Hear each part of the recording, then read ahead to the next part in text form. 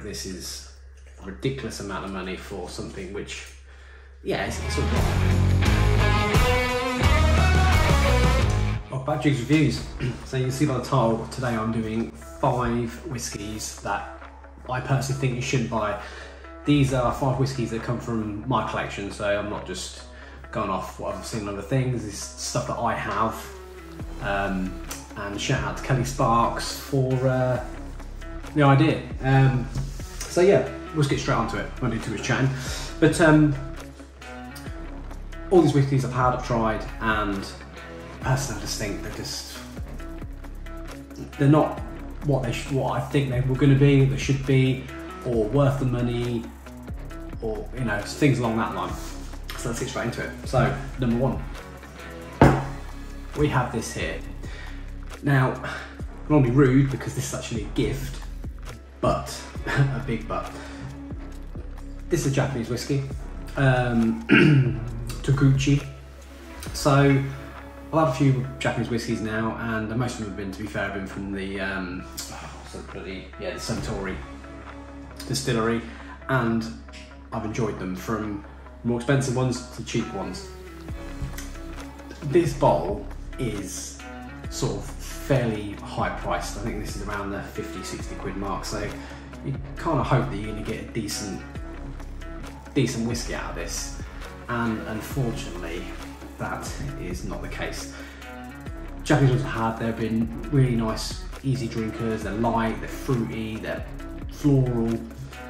This is bland as bland can be. There is literally like nothing in this. I'll do a little pour. I've got a drink while I can't stand here and talk and sit here and talk. I've got a little drink as well. But there was just nothing going on. I actually went to do a video on this, and I started recording it, started filming. I was drinking, and I was literally getting nothing. It might have been a bad day, I don't know, I'll soon find out now, but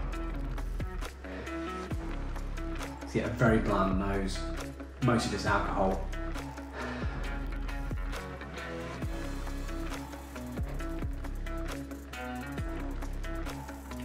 Really wishy-washy. Getting a bit of a buttery taste, that's much I get off it. No floral notes. No honeys, no nothing. It's just, the price it costs, it's just not worth it. So, I mean, maybe stick to the Suntory range, and obviously there's plenty of stuff out there, but, and I've seen other channels, and they've been a bit hit and miss with the old Japanese whiskey as well, so sometimes it's just best to stick to what you know. In that case, that is it, especially if you're splashing out some money, so unfortunately, that's number 1 done. I've got a few in here that, if you watch my videos, you'll probably be shocked that I'll put a couple of these in here, because if you are a subscriber, if you're not, why don't you? Yeah, they're just things that you know that I enjoy, so you might be shocked that these are on there, but I'll do them close to the end. Number 2, Hay Club Clubman. It's only cheap, so you're not expecting amazing things, but it's one that's on the shelf. You know, it's purely a mixer. Now, I've got 3 bottles of this, and I won't be drinking them. I bought them literally because they are limited edition bottles with artist work on. That's the only reason I've got them, because I like the look of them.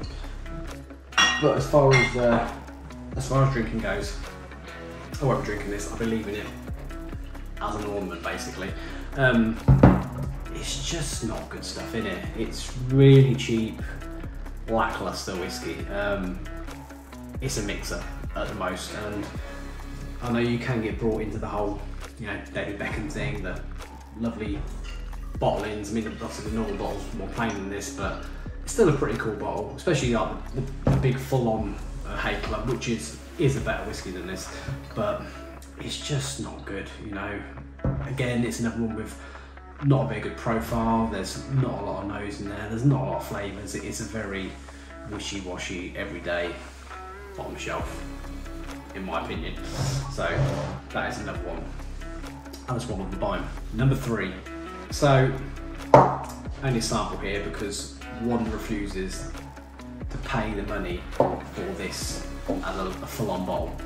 So Johnny Walker Blue, this, apart from when they do some specials, is their most expensive bottle. I think they're about £140 a bottle, I want to say.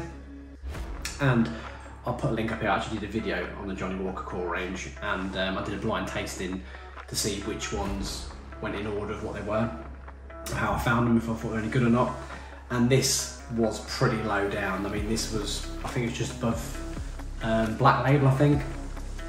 So considering the money you pay for this, it's just not worth it. If you want a nice Johnny Walker, I would highly recommend the Gold Label Reserve or the Green Label. Both of them are far superior tasting whiskies in my opinion, and much more worth the price that you're paying for it. This is a ridiculous amount of money for something which, yeah, it's all right, but it's not as good as what you get out of the cheap bottles. Even the double black, I'd say. I mean, black and red, no, but this is definitely not worth sitting on that high part of the tree as their most expensive bottling.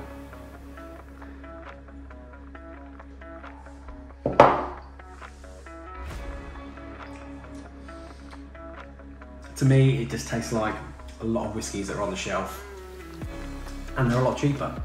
Like I said, green, I think the Gold Label came out as my favourite in that blind taste I did, but before I'd done a blind taste and I was doing it on me knowing what they are, green was always my go-to. But yeah, the blue is not worth it, not worth the money. Save yourself some dollar and reach for one of them too. Next one on my list. So everyone who watches my videos know that Lefroy and Ardbeg are my favourite whiskies. I'm a big Islay fan. I love that smoke, that peat, sea salt, brine, whatever. It's just delish, my fave. And even though this is a good whiskey, and I'm not knocking it for being too bad, but the 10, I won't be buying standard 10 ever again, if I'm being honest with you. And not because it's only bad whiskey, but because I've had so many Lefroys, this compared to the cask strength to me now is just, I just don't like it anymore. It just tastes so watered down and weak that I can't enjoy Lefroy 10 anymore, annoyingly. So unfortunately Lefroy 10 is, personally, I think you should not bother with that. This is a bit more expensive, no doubt, but it is a case of you pay for quality.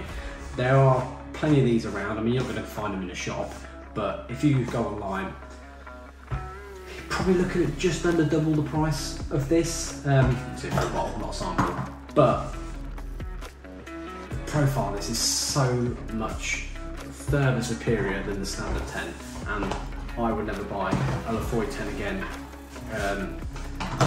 because this is just so much better. This one that I've got is the it's batch 15, December 21. Magic. But I just absolutely love this. This is so much more on the nose, so much more on the palate.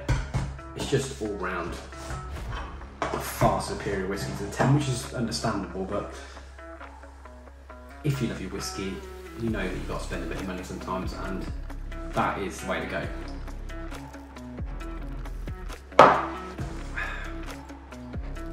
It's just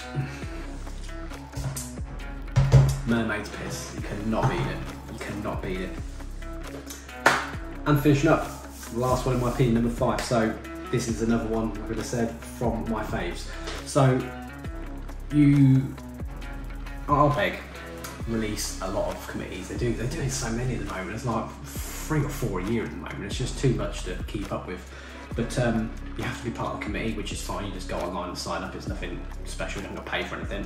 And when they release these committee releases, they're normally a first come first serve. You queue up, wait online, and if you're lucky enough to get put through to get a bottle, you get one. So the bottles they normally release then are the high proof version of it, and then once they're all gone, give it a couple of days or a week or two, and then they'll release the watered down version, a lower proof version, which obviously is probably not going to be as good, but it's easy to handle. But the trouble is they play on the whole FOMO thing. People don't like missing out if they're a big fan of getting these things. So you're going to queue up and wait and pay for it. I have done that myself in the past, but I haven't done it as much nowadays because one, just I've got spare money to, and two, it's just getting a bit too silly. The price is getting a bit too high. But one bottle in they do have, which you can get any time of the year if you're part of the committee, is this Ardbeg 8. Aptly named for discussion. They want you to talk about this. Well, I have done a video on this, and although it's all good, it's not one of Ardbeg's best by far. And if you're going to buy a bottle of Ardbeg standard, not in the committee, even though this is a committee, if you're going to buy a bottle, I would say to you 100% buy the 5 Wee Beastie, or buy the standard Ardbeg 10 for a cheaper price than this, and you are getting a much better whiskey. I know that it's got a few more years on the Ardbeg 5, obviously, the Wee Beastie, but it's not. This is not as good as them, in my personal opinion. I mean, on the nose, it's a lot lighter. On the smoke and the peat, and these are the things that you want in an Ardbeg.